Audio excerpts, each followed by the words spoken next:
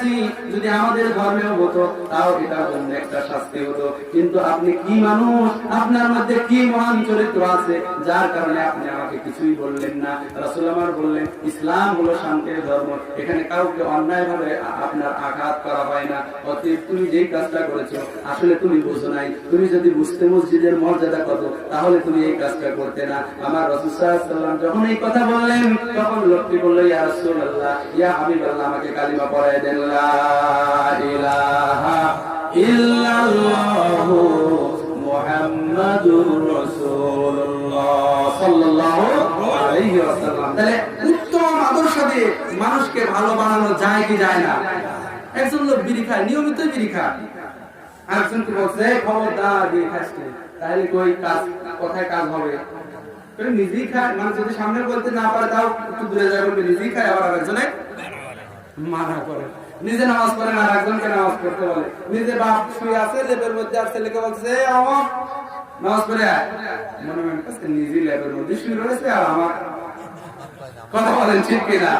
এই জন্য ছেলেকে যদি আপনি নামাজি বানাতে চান, নিজে আগে 5 জায়গায় নামাজ পড়ুন। ছেলেকে যদি আপনি ছেলের কাছ থেকে সেবা পেতে চান, আগে বাবা মায়ের সেবা করুন। ছেলে দেখবে, সেখান থেকে শিখবে। আজকে আন্তর্জাতিক ভাবে আপনার সৃজনশীল পড়ানো হয়। সৃজনশীল মানে হলো প্রয়োগ, অর্থাৎ প্রথমে জ্ঞানমূলক, তারপরে অনুধাবনমূলক, তারপরে হলো প্রয়োগমূলক, এরপরে হলো বিশ্লেষণাত্মক। অর্থাৎ প্রথমে জ্ঞানটা তৈরি হবে। জ্ঞানটা তৈরি হবে কি দেখে? ভালো কিছু দেখলে তার মধ্যে জ্ঞান আসবে। জ্ঞান আসলে কি হবে? সে তখন বুঝতে পারবে কি করা লাগবে আর কি করা লাগবে না। ওই যখন বুঝতে পারবে, তারপরে যখন তার সময় আসবে তখন সে প্রয়োগ করতে পারবে। আর ওই প্রয়োগ করার পরে কোন কাজটা ভালো আর কোন কাজটা খারাপ, তার মধ্যে তখন বিচার বিশ্লেষণের সময় আসবে। বিচার বিশ্লেষণ করে বলবে যে তুমি তোমার বাবার সাথে খারাপ আচরণ করো, আসলে কিন্তু এটা ঠিক না। কারণ কোরআন হাদিসের মধ্যে বাবার সাথে খারাপ আচরণ করার কথা নাই। কোরআন হাদিসের মধ্যে আপনার এই বিষয়টা নাই, বেপরদার কথা নাই। মেয়ে আরেক বান্ধবীর কাছে গল্প করবে যে তুমি যে আজকে বেপরদার সাথে ঘুরতেছো, তুমি তো জানো না তুমি যখন মারা যাবে তোমার এই চুলগুলোর কি অবস্থা হবে। তুমি তো জানো না তুমি যখন মারা যাবে তোমার জাহান্নামের মধ্যে কত ধরনের একটা শাস্তি রয়েছে। তুমি যখন মারা যাবে তখন কিন্তু তোমার কোনো সাহায্যকারী থাকবে না। তুমি যে কাজগুলো করতেছো এর কারণে তুমি সদা সর্বদা আল্লাহর লানাতের মধ্যে রয়েছো। তোমার কিন্তু দুনিয়াও শেষ, আখিরাতও শেষ। এই জন্য আপনার প্রথমে জ্ঞান দিতে হবে। জ্ঞান যদি আপনি দিতে চান, উত্তম চরিত্র গঠন করতে হবে। উত্তম চরিত্র আপনি যতদিন গঠন করতে না পারবেন ততদিন পর্যন্ত আপনি অন্যকে উত্তম করতে পারবেন। আপনার গা দিয়ে যদি সুঘ্রাণ বের হয়, পাশ দিয়ে একজন চলে গেলে সেখান থেকে একটু সুঘ্রাণ লাগবে। আপনার গাছ দিয়ে শরীর দিয়ে যদি দুর্গন্ধ বের হয়, পাশ দিয়ে যদি চলে যায় একটু ঘেঁষা লাগছে, ঘাম আপনার শরীরে আছে, তার শরীরে একটু ঘাম লাগবে, ঠিক কিনা? এই জন্যই যদি চরিত্র ভালো গঠন করতে হয় তাহলে ভালো মানুষের সাথে থাকার দরকার আছে না নাই? আল্লাহ পাক পবিত্র কালামুল হাকিমের মধ্যে বললেন, ইয়া আইয়ুহাল্লাযীনা আমানুত্তাকুল্লাহ কুনু মা'আস সাদিকিন। হে মানুষেরা, তোমরা কি করো? আল্লাহকে ভয় করো। আর কি করো? ভালো মানুষের সাথে থাকো, ভালো মানুষের সাথে চলাফেরা করো।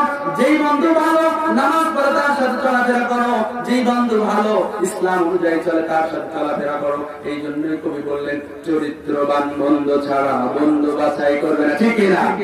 আদর্শবান সঙ্গী ছাড়া এদিক ওদিক ঘুরবে না। সচ্ছন্দর সঙ্গ যেন একটি গোলাপ বন, গোলাপ বনের হৃদয় জুড়ে ভ্রমর গুঞ্জন, ঠিক না? চোরের সাথে ঘুরলে চুরি করার স্বভাব হয়, নেশাখোরের বন্ধুদেরও নেশাখোরি কয়, ঠিক না? এই জন্য 3টা বন্ধু এক রাস্তা দিয়ে যাচ্ছে, কুশিলের জমি মনে করেন পাশে আছে। এই এলাকা তো কুশিলের এলাকা। আমার শরীফ সাহেব আছে আমার কলিগ, ওই যখন কুশিলের সময় আসে তখন আমরা তার সাথে পরামর্শ করি কিভাবে আপনার সরের গুড় পাওয়া যায়। মানে এলাকায় কুশিলের চাষ হয় কি হয় না? 3 বন্ধু পাশ দিয়ে যাচ্ছে, যেতে যেতে যেতে যেতে হঠাৎ শয়তানি মন একটু একটা কুশিল ভাঙি খাওয়া শুরু করে দিয়েছে। আর 2 জন কাছে যে না রে কুশিল খাওয়া ঠিক হলো না। এখন মালিক চলে আসছে, মালিক আসার পরে দেখছে একজন খাচ্ছে আর 2 জন খাচ্ছে না। এখন কি একজনে ধরবে নাকি 3 জনে কি ধরবে? 3 জনে কি ধরবে? কারণ 3 জনে যদি না ধরে তাহলে বিচারটা সুষ্ঠুভাবে পাবে না। যখন একজনের বিচার দেবে তখন আপনার সঠিক তথ্যটা পাবে না। অর্থাৎ ওই যে ওর সাথে থাকলো, মার্ডার করছে, 2 জন একসাথে গিয়ে একটা মার্ডার করছে, এখন আপনার মামলা কি একজনের নামে হবে না দুইজনের নামে হবে? একজন কাজ করেছে আর একজন কাজ করে নাই, শুধু সাথে ছিল, তাও সে মামলায় ফেসে যাবে, ঠিক কিনা? এই জন্য বলছে চোরের সাথে ঘুরলে চুরি করার স্বভাব হয়, নেশাখোরের বন্ধুদেরও নেশাখোরি কয়, ঠিক কিনা? এই জন্য সম্মানিত উপস্থিতি, আমি যেটা বোঝাতে চাচ্ছি যে উদুখুলু ফিস-সিলমি কাফা, পরিপূর্ণভাবে ইসলামের মধ্যে প্রবেশ করতে হবে। অল্প একটু গেলাম আর গেলাম না, তাহলে কিন্তু মাছ পাওয়া যাবে না। এই যে একজন মাছ মারতে গেছে, অল্প একটু যায় আবার আসে, মানে মাছ হাতায় ধরবে, তাহলে কি সে মাছ পাবে? মাছ যদি হাতায় ধরতে হয় তাহলে তাকে পানির মধ্যে সুন্দরভাবে ধরতে হবে, হাতাতে হবে, তারপরে একটা মাছ পাওয়া যাবে। ঠিক এরকম ভাবে ইসলামের কিছু মানি আর কিছু মানি না, এইটা দিয়ে কিন্তু জান্নাতে যাওয়া যাবে। তবে হ্যাঁ, এখন বলতে পারি আমরা তো বিভিন্ন পাপ করেছি, আমাদের এখন উপায় কি? এরকম ঘটনা আসতে পারে না আমার মধ্যে যে হুজুর বুঝলাম প্লাসও আছে মাইনাসও আছে, বুঝেছি আমাদের মাইনাস অনেক বেশি, মনে আছে তো? ব্যবসা যদি করতে যাই তাহলে প্লাসও আছে মাইনাসও আছে, তাহলে প্লাস যদি আমরা করি মাইনাস যদি করি, মাইনাসের পাল্লাটা যদি ভারী হয়ে যায় প্লাসের পাল্লাটা ভারী করবো কিভাবে? এখন উত্তর হলো এই, যতটুকু পর্যন্ত মাইনাস হয়ে গেছে এই মাইনাসটাকে আবার প্লাস দ্বারা পরিবর্তন করতে হলে বেশি করতে হবে, ভালো কাজটা কম করতে হবে, এখন বেশি করতে হবে। এখন যদি আমি বেশি করতে চাই তাহলে কি করতে হবে? কোন কাজগুলো করলে বেশি বেশি সওয়াব পাওয়া যাবে সেই কাজ আমাকে করতে হবে। এই কাজগুলো হলো কি কাজ? 5 ওয়াক্ত নামাজ পড়তে হবে। আমার রাসূল সাল্লাল্লাহু আলাইহি ওয়াসাল্লাম বলেন, যদি কোনো ব্যক্তি ফজরের নামাজ পড়ে, কিছু সময় আল্লাহ আল্লাহ জিকির করে, এই জিকির করার পরে সূর্যটা উঠে যায়, এই ব্যক্তিটা আর 2 রাকাত নফল নামাজ আদায় করে, এই 2টা নফল নামাজ আদায় করার কারণে, ওইটুক সময় বসে থাকার কারণে তার আমলনামায় একটা হজ আর একটা উমরার সওয়াব লেখা হয়। একটু জোরে হবে না সুবহানাল্লাহ? একটা হজ করতে কত টাকা লাগে? 5 লাখ 3-4 লাখ টাকা। একটা উমরা করতে আরো 1-2 লাখ টাকা, তাহলে কয় লাখ টাকার সওয়াব হলো বলেন তো দেখি? কথা বলেন নাই? তাহলে টাইম লাগছে কত? আধা ঘন্টা। এই সিম্পল সময়ের মধ্যে এতটুকু সওয়াব পাওয়া যায়, তাহলে এই কাজটা করার দরকার আছে না নাই? রাসূল আমার বললেন, ওয়া মা সাবিরা, শুনে রেখে দাও, জেনে রেখে দাও, সাইয়্যিদুল ইস্তিগফার এর একটা ইস্তিগফার আছে, একটা আস্তাগফিরুল্লাহ আমরা যেটা করি, এইরকম একটা সাইয়্যিদুল ইস্তিগফার আছে। আল্লাহুম্মা আনতা রাব্বি লা ইলাহা ইল্লা আনতা খালাকতানি ওয়া আনা আবদুক ওয়া আনা আলা আহদিক ওয়া ওয়া'দিক মাসতাতা'ত আবুউ লাকা বিনি'মাতিকা ওয়া আবুউ লাকা বিযামবি ফাগফিরলি ফা ইন্নাহু লা ইয়াগফিরুয যুনুবা ইল্লা আনতা আউযু বিকা মিন শাররি মা সানাত। ও আমার উম্মতেরা, তোমরা অনেক পাপ করে ফেলেছো, এমন অবস্থায় তুমি যদি একবার এই দোয়াটা পড়ো, এই ইস্তিগফারটা পড়ো, পড়ার পরে তুমি শুয়ে পড়লে, ওই অবস্থায় তুমি যদি মারা যাও, আল্লাহ পাক তোমাকে জান্নাতে দিয়ে দেবে, বলুন না সুবহানাল্লাহ। যদি সকালে পড়ো, দিনের মধ্যে মারা গেলে জান্নাতে যাবে, যদি রাতে পড়ো, যদি ওই রজনীর মধ্যে মারা যাও, তাও তুমি জান্নাতে যাবে, বলুন না সুবহানাল্লাহ। তাহলে ভালো কিছু রাস্তা আছে না? এরপরে আপনি যখন একবার সুবহানাল্লাহ বলেছেন, সুবহানাল্লাহ বলার ক্ষেত্রে আমাদের কিছু কার্পণ্য আছে না নাই? হুজুর কষ্ট কর, হুজুরের বড় কথা কর, আমরা দেখ, ঠিক না? একটা যদি সুবহানাল্লাহ বলা যায়, আমার আল্লাহ পাক রাসূল সাল্লাল্লাহু আলাইহি ওয়াসাল্লাম বলেছেন, একবার যে সুবহানাল্লাহ বললো, ওই যে মিজানের পাল্লা আছে, ওই পাল্লায় যত সওয়াব হবে এতটুকু সওয়াব ওই সুবহানাল্লাহ বলার কারণে হয়ে যায়। আরেকবার যদি আলহামদুলিল্লাহ বলে, আসমান আর জমিনের মাঝে যত ফাঁকা জায়গা আছে, এই ফাঁকা জায়গাটা সওয়াব দিয়ে পরিপূর্ণ হয়ে যায়। তাহলে একবার সুবহানাল্লাহ, একবার আলহামদুলিল্লাহ যে কত দাম! এই নিঃশ্বাসটা যেদিন বন্ধ হয়ে যাবে, যেদিন আমার আপনার নামটা মসজিদের মাইক থেকে ঘোষণা হবে, অমুকের ছেলে অমুক দুনিয়া থেকে বিদায় গ্রহণ করেছে, যেদিন কেউ আপনার দৌড়ে দৌড়ে কাপড়ের কাপড় কিনতে যাবে, কেউ দৌড়ে দৌড়ে বাঁশ কাটতে যাবে, কেউ দৌড়ে দৌড়ে আতর লোবান কিনতে যাবে, আপনার মানুষগুলো, গ্রামের মানুষ চলে আসবে, বাবা কাঁদবে ছেলের জন্য, ছেলে কাঁদবে বাবার জন্য, স্ত্রী কাঁদবে স্বামীর জন্য, স্বামী কাঁদবে স্ত্রীর জন্য, নিথর হয়ে পড়ে থাকবে।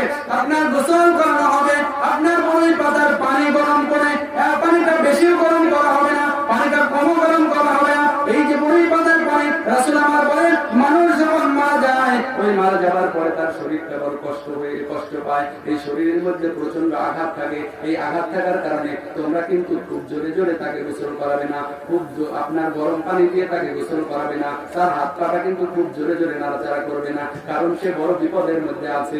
এমত অবস্থায় আমরা সুন্দর করে ওই আপনার মৃত মানুষটাকে গোসল করাই। গোসল করানোর পরে তাকে কাপড়ের কাপড়টা দিয়ে মুখটাকে ঢেকে দেয়, একটা আপনার লজেনের প্যাকেটের মধ্যে প্যাকেট করি, প্যাকেট করার পরে একটা খাটিয়ার মধ্যে রেখে দেয়, খাটিয়ার মধ্যে রাখার পরে সামনে রেখে দেয়, সামনে রাখার পরে গ্রামবাসী এলাকাবাসী আত্মীয় স্বজন পিছনে আপনার পাশে দাঁড়িয়ে আপনার পেছনে দাঁড়িয়ে আল্লাহু আকবার বলে একটা জানাজা নামাজ হয়। এই জানাজা নামাজ হওয়ার পরে যখন ওই ব্যক্তিকে আপনার কবরের মধ্যে রাখা হয়, কবরের মধ্যে কয়টা প্রশ্ন হয়? কয়টা? কথা বলেন, কয়টা?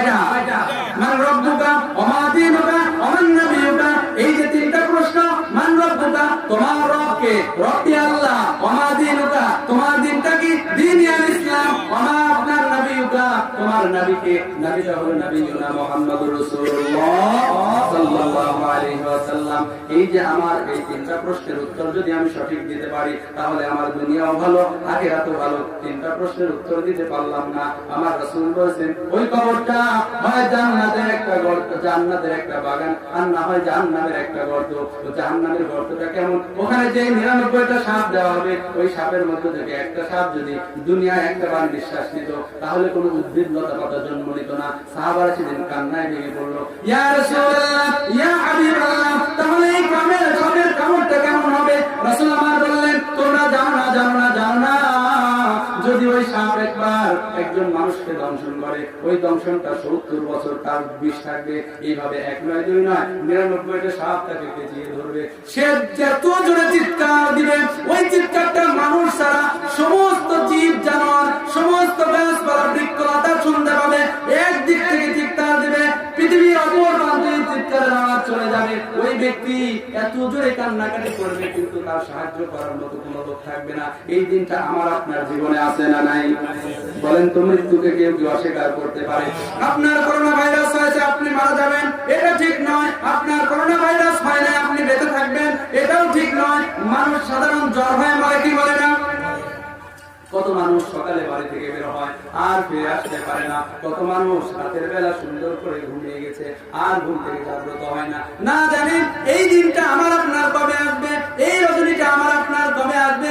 সেদিন আর এইরকম মাহফিলের মধ্যে একবার সুবহানাল্লাহ বলার সুযোগ থাকবে না, একবার আলহামদুলিল্লাহ বলার সুযোগ থাকবে না, একবার আল্লাহকে আল্লাহ বলে সিজদা দেওয়ার সুযোগ থাকবে না। এই জন্য ভাইজান, এই জন্য মা বোনেরা আমার, আমি বলে যাই যে আপনারা আল্লাহর পথে আসেন। কে কখন মারা যাবো আমরা কিন্তু জানি না, কারণ man can not live alone. মানুষ একাকী যেমন বাস করতে পারে না, ম্যান ইজ মর্টাল, মানুষ কিন্তু মরণশীল। প্রত্যেক মানুষকে কিন্তু মরে যেতে হবে।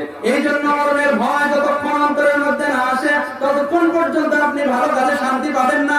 মরণের ভয় যতক্ষণ, কবরের ভয় যতক্ষণ, হাসরের ভয় যতক্ষণ, মিজানের ভয় যতক্ষণ আমার আপনার অন্তরে আসবে না ততক্ষণ পর্যন্ত আমার আপনার নামাজ পড়তে ভালো লাগবে না, এই মাহফিলে বসতে ভালো লাগবে না, আপনার এই শীতের মধ্যে সুন্দর করে ওযু করতে ভালো লাগবে না, ফজরের নামাজ জামাতের সাথে পড়তে ভালো লাগবে না, এশারের নামাজ জামাতের সাথে পড়তে ভালো লাগবে না। রাসূল আমার বলেন, ও আমার উম্মতিরা, তোমরা শুনে রেখে দাও, জেনে রেখে দাও, যেই ব্যক্তি ফজরের নামাজ আর এশারের নামাজ জামাতের সাথে আদায় করলো, আমি রাসূল ঘোষণা করে দিলাম ওই লোকটা জান্নাতে যাবে। বলুন না সুবহানাল্লাহ। এজন্য মুসল্লি সিনা যায় কোন নামাজে? ফজরে আর এশার নামাজে। এই জন্য ফজরের নামাজ যেরকম ঘুমের মধ্যে চলে যায়, এশারের নামাজ সেরকম আরামের মধ্যে চলে যায়। ভাইজানেরা, এই জন্য পায়ে ধরে বলি, আজকে আপনি এখানে এসেছেন ওয়াজ শুনতে, হতে পারে আগামী কালকের ফজরের নামাজ আমার ভাগ্যে অথবা আপনার ভাগ্যে নাই, ঠিক না? আপনারা দেখেছেন কাউসারী সাহেবের ওয়াজ শোনেন নাই?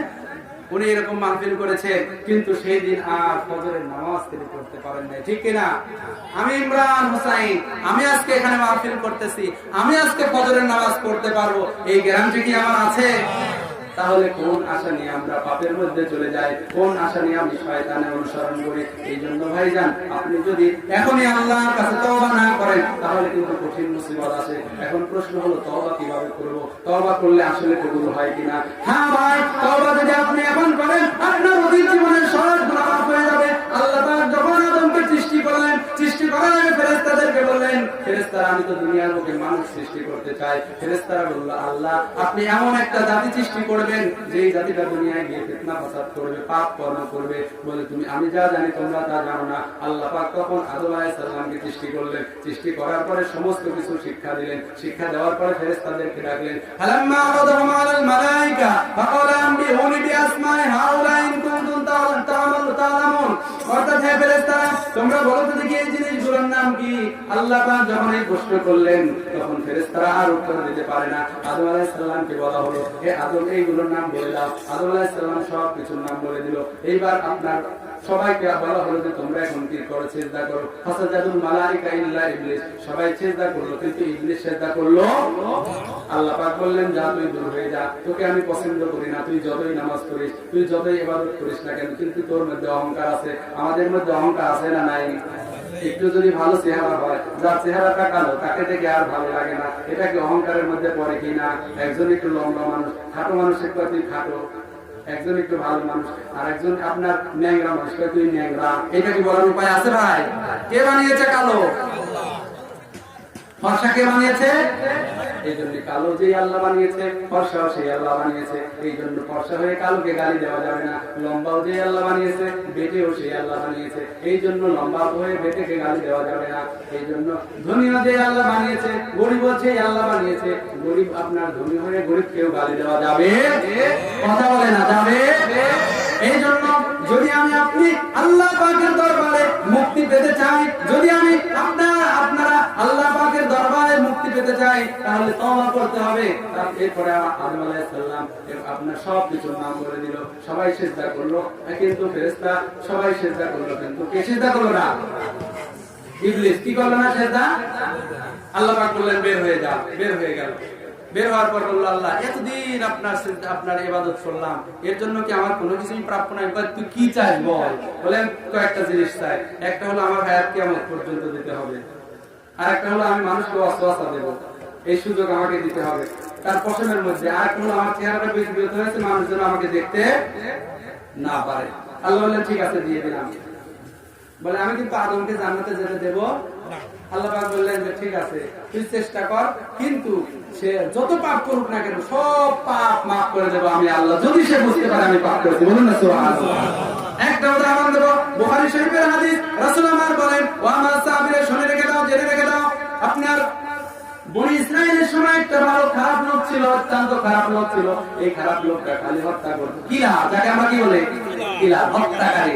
এরকম হত্যা করতো, হত্যা করতে করতে 99টা লোককে হত্যা করে ফেলেছে। 99 লোককে হত্যা করার পরে হুজুরের কাছে গিয়েছে, বলে হুজুর আমার একটু তওবার ব্যবস্থা করেন, আমি 99 জন মানুষকে খুন করেছি। হুজুর বলে ভয় কি দিবেন? বুঝেন নাই? একজন মানুষকে খুন করলে তার মার্ডারের বিপরীত তার একটা ফাঁসি হয় কি হয় না? কিন্তু 99 জন মানুষকে খুন করছে। বলে তোমার কোনো তওবার উপায় নাই, তুমি তাড়াতাড়ি আমার কাছ থেকে সরো, না জানি আল্লাহর কোন গজব আমার উপরে পড়ে। আল্লাহ আপনার ওই বান্দাটা তখন বলল যেহেতু আমি 99টা খুন করেছি, আমার কপালে জান্নাত নাই, আমার কপালে তওবা নাই, তাহলে তোমার মতো আলেমের বেঁচে থাকার দরকার। এক তোকে আলেমটাকে একেবারে শেষ করে দিয়েছে। করার পরে যখন মাথাটা ঠিক হয়েছে, মাথা ঠিক হওয়ার পরে চিন্তা করে হায় হায় আগের মানুষগুলো মেরেছিলাম এক কারণে, কিন্তু এখন আমি এই যাওয়ার কি করলাম, আলেমকেও মেরে ফেললাম। আবার লোকটা কেটে দিল। কাদার পরে আপনার যখন ফিরে আসতেছে একটা লোকের সাথে দেখা, বলে ভাই তুমি কাঁদো কেন? বলে আমি আগে 99টা খুন করেছিলাম, কিন্তু এক হুজুরের কাছে গেছি তওবা করার জন্য। হুজুর বলেছে আমার কোনো তওবার রাস্তা খোলা নাই, মাথায় রাগ উঠে গিয়েছে, রক্ত উঠে গিয়েছে, কি করবো আর বুঝতে পারে নাই, ওই লোকটাকে হত্যা করে দিয়েছি। কিন্তু সর্বশেষ যে 100 নাম্বারটা কাজ করেছি, এইটা আমার বিবেককে আরো বেশি তাড়া দিয়েছে। এখন আমি কি করবো বলো দেখি? লোকটা বলে অমুক এলাকায় আরো একটা হুজুর আছে, তুমি ওর কাছে যাও, একটু তওবা করো দেখি। বলে কি বলে লোকটা? এর উপরে আপনার লোকটা হাঁটা শুরু করেছে। কয়েক কদম যাওয়ার সাথে সাথে আজরাইল চলে এসে মৃত্যু হয়ে গিয়েছে। ইল্লিনের ফেরেশতা চলে এসেছে, সিজ্জিনের ফেরেশতাও চলে এসেছে। ইল্লিনের ফেরেশতা জান্নাতি ফেরেশতা, আর সিজ্জিনের ফেরেশতা হলো জাহান্নামী ফেরেশতা। ইল্লিনের ফেরেশতা এসে বলছে লোকটা জান্নাতে যাবে, কারণ লোকটা তওবা করার জন্য আপনার রওনা দিয়েছে। আর সিজ্জিনের ফেরেশতা বলেছে না না না, এই লোকটাকে জান্নাতে নেওয়া যাবে না, কারণ 1 নয় 2 নয় 10 নয় 20 নয় 50 নয়, আপনার 100 মানুষকে হত্যা করেছে, সর্বশেষ একজন আলেমকেও হত্যা করেছে, নিষ্পাপ নিরপরাধ, ঠিক না? এরপরে দুইটা দল ভাগ হয়ে গেল। দুইটা দলের মধ্যে তর্ক বিতর্ক সম্পর্ক শুরু হয়ে গেল। আল্লাহ পাকের কাছে বিষয়টা চলে গেল। আল্লাহ পাক বললেন, ও আমার ফেরেশতারা, ও জান্নাতের ফেরেশতা শুনে নাও, ও জাহান্নামের ফেরেশতা শুনে নাও, তোমরা এই লোকটা যে তওবার জন্য বের হয়েছে, এই বের হওয়ার দূরত্বটা একটু মাপো তো দেখি। যেখান থেকে শুরু করেছে, এই যেখানে মারা গিয়েছে এই জায়গার দূরত্ব বেশি, নাকি ওই মারা যাওয়ার জায়গা থেকে যেখানে যাবে এই জায়গার দূরত্ব বেশি? আর আল্লাহ পাক জমিনকে বললেন, জমিন তুমি একটু লম্বা হয়ে যাবে। আল্লাহ পারেন কিনা?